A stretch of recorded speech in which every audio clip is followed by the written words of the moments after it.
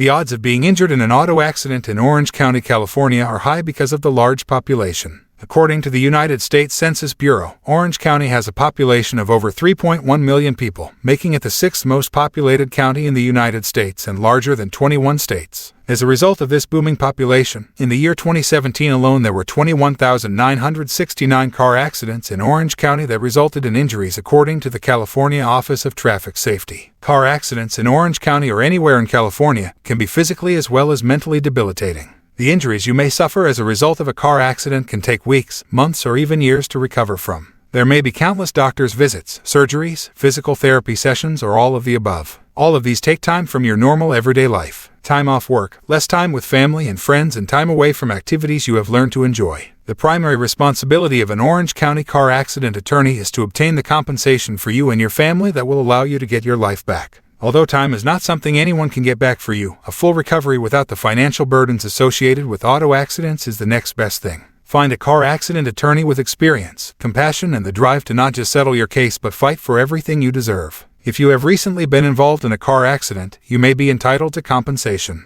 What is considered a wreck? A car accident, also known as a traffic collision or motor vehicle accident, is where a driver unintentionally loses control of his vehicle and strikes another vehicle or a pedestrian. A car crash is different according to some people because it implies that the driver could have avoided the accident by not doing something. For example, if the driver chose not to text, speed, or drive under the influence of alcohol, he could have avoided the car crash. Regardless of whether you have been injured in a car accident or car crash, you're entitled to compensation if the other person was at fault. We all hope we won't get into a car accident, but the odds are that we will at some point. Therefore, you might as well be prepared just in case. This is a checklist you should read, print out, and then secure somewhere in your car. You can refer back to it if, God forbid, you ever do get hit by a car. Stay at the scene of the accident. You should never leave the scene of the accident until you've had a chance to notify the other party and exchange information. Failing to take this step violates California Vehicle Code Section 20,002 and is a misdemeanor. Worse yet, if you injure someone in an accident and leave the scene, you could be subject to a hit-and-run felony pursuant to California Vehicle Code Section 20,001. Check for injuries. Check yourself and passengers for injuries. If you think that you or a passenger might be injured, it's best that you not move or else you could make the injury worse. Remain seated and call 911 instead.